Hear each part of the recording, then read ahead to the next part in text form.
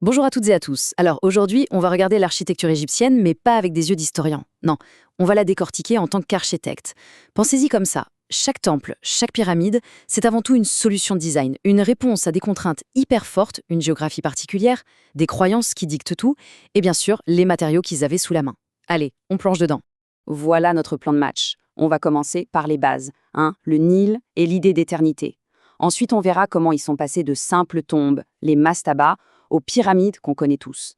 Après ça, focus sur les temples, de vraies demeures pour les dieux. On décortiquera leur langage, les mots de leur architecture, et on finira par synthétiser tout ça pour comprendre ce qui reste de cet héritage monumental. C'est parti. Bon, premier point, et c'est vraiment le plus fondamental. Pour piger l'architecture égyptienne, il faut revenir à la source. Il y a deux forces, deux moteurs qui expliquent tout le reste. D'un côté, une géographie, disons, écrasante, celle du Nil, et de l'autre, une conviction, une véritable obsession pour l'au-delà. Regardez cette image, elle parle d'elle-même. C'est ça l'Égypte.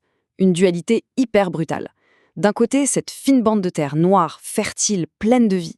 De l'autre, le désert. Immense, stérile, infini. Cette opposition, c'est la clé de tout. La vie contre la mort, l'ordre contre le chaos.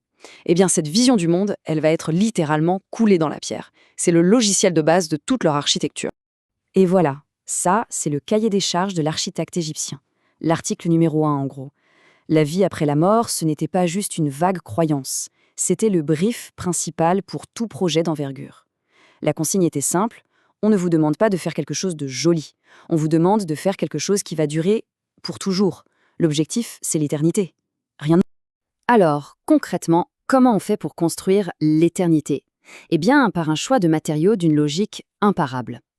Pour la vie sur Terre, qui est vue comme temporaire, un simple passage, on va utiliser ce qui est périssable. La brique de terre crue, le bois, ça fera l'affaire.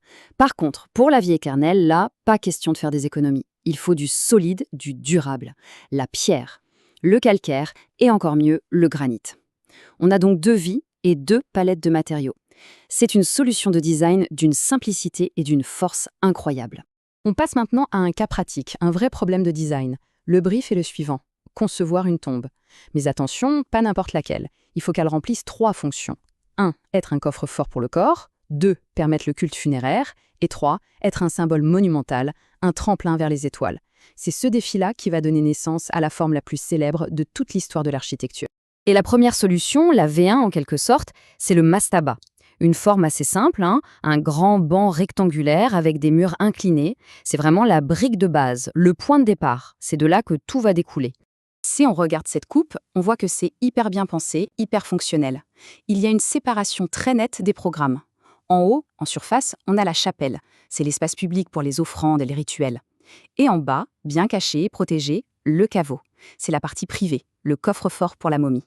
Chaque chose a sa place, chaque espace a sa fonction. Tout est dicté par le rituel et la sécurité. Et comme tout bon design, cette forme va s'améliorer par itérations successives. C'est là qu'intervient le premier grand nom de l'architecture, Imhotep. Pour son client, le pharaon Djéser, il a une idée de génie. Et si on empilait des mastabas les uns sur les autres de plus en plus petits? Et voilà, la pyramide à degrés est née. Un véritable escalier symbolique vers le ciel. L'étape d'après, vous la devinez, c'est de lisser les marches pour arriver à la forme parfaite, la pyramide à face lisse. Mais attention, cette perfection, ça ne s'est pas fait en un jour. Il y a eu des bugs, des prototypes qui n'ont pas tout à fait marché. Le meilleur exemple, c'est cette pyramide, la pyramide rhomboïdale.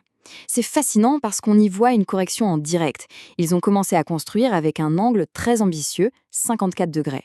Et là, en cours de chantier, ils ont dû se rendre compte que ça n'allait pas tenir, que la structure était trop fragile. Alors, qu'est-ce qu'ils ont fait?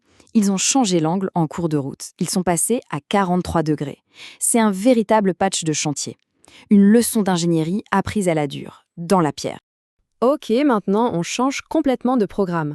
On quitte les tombes, les maisons pour les morts, et on passe aux temples, les maisons pour les dieux. Et là, le défi pour l'architecte n'est plus du tout le même. Il ne s'agit plus de fermer, de sceller un espace. Au contraire, il faut concevoir des machines complexes et fonctionnelles, de véritables machines à rituels, qui gèrent la vie des dieux, des prêtres et de tout le pouvoir qui va avec. Quand on regarde un plan comme celui de Karnak, ce n'est pas le plan d'un seul bâtiment. C'est une ville, une cité divine. Et le principe qui organise tout ce chaos apparent, c'est l'axe. Tout est enfilé le long d'un parcours, d'un chemin processionnel. L'architecture est pensée pour séquencer l'expérience. On avance et on passe progressivement du monde extérieur, profane, au cœur du temple, le plus sacré. De la lumière intense du soleil à une obscurité presque totale. C'est une architecture qui raconte une histoire, qui met en scène un parcours. Parce que oui, un temple égyptien, ce n'est pas juste une église. C'est une machine polyvalente. Bien sûr, il y a la fonction religieuse, c'est la maison du Dieu sur terre. Mais c'est aussi un acteur économique surpuissant, une sorte de multinationale qui possède des terres, des ateliers. C'est aussi un outil politique, un symbole du pouvoir du pharaon. Et enfin, c'est un centre culturel, une bibliothèque, une université, ce qu'ils appelaient la maison de vie. Et toute cette accumulation de fonctions, eh bien, ça se traduit par une architecture gigantesque et complexe. D'accord, on a vu la grande échelle, les programmes. Maintenant, on va zoomer. On va s'intéresser à la grammaire de cette architecture. Si on dit qu'un temple est une phrase, alors quels sont les mots que l'architecte égyptien utilisait pour la construire? C'est quoi son vocabulaire de base? Le mot le plus important de ce vocabulaire, c'est sans doute la colonne. Et son anatomie est d'une logique structurelle implacable. On a une base pour la stabilité, le fût qui s'élève, le chapiteau qui s'évase pour mieux recevoir la charge, et tout en haut, la baque, cette petite plaque carrée qui fait la jonction parfaite entre la poutre horizontale et le support vertical. C'est une solution structurelle tellement fondamentale que les Grecs puis les Romains la reprendront quasiment telle qu'elle.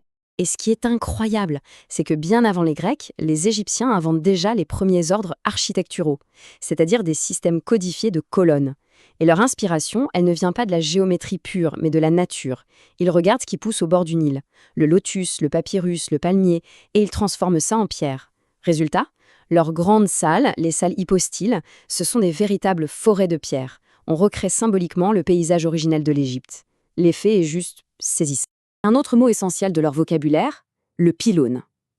Ce n'est pas juste une porte, c'est une entrée monumentale, avec ses murs massifs et inclinés qui crient la stabilité, l'éternité. Le pylône, c'est une frontière. Il marque la séparation nette entre le désordre du monde extérieur et l'ordre parfait du monde divin à l'intérieur. Celui du temple d'Edfou, c'est vraiment l'exemple parfait. Regardez la masse, la puissance que ça dégage. Ce n'est pas qu'une porte, c'est un mur-écran, une barrière à la fois physique et visuelle. Et c'est aussi un panneau d'affichage géant couvert de sculptures qui racontent les victoires et la puissance du pharaon, un vrai outil de communication. Et puis, l'obélisque. C'est la touche verticale dans ce paysage très horizontal. L'exploit technique est dingue. C'est un seul bloc de pierre, un monolithe, qu'on a extrait, transporté et dressé. La petite pointe tout en haut, le pyramidion, était souvent recouverte d'or. Pourquoi? Pour attraper la première lueur du soleil. C'est un véritable lien symbolique entre la terre et le ciel, un rayon de soleil pétrifié. Quand on le voit ici, à Luxor, on comprend parfaitement son rôle dans la composition générale. Il est planté juste devant le pylône, qui est massif, lourd, horizontal. Et lui, l'obélisque, il apporte ce contraste vertical, cet élan. Il fonctionne comme un point d'appel, il attire l'œil, il dit « c'est ici l'entrée ». C'est une sorte de paratonnerre symbolique qui vient capter l'énergie du soleil pour la diffuser dans le temple. Bon, on a vu les programmes, on a vu le vocabulaire, maintenant on assemble tout ça.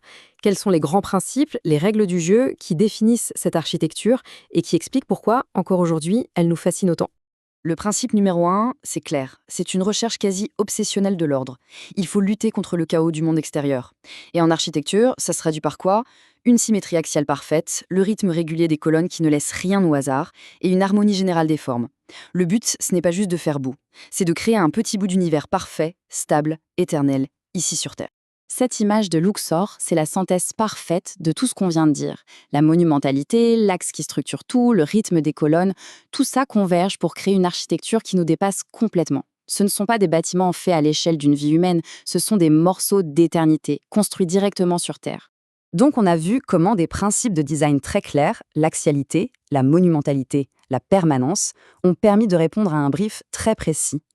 La question que je vous laisse, c'est celle-ci. Si on oublie les formes, les colonnes papyrus ou les pylônes, qu'est-ce qui reste pertinent pour nous aujourd'hui?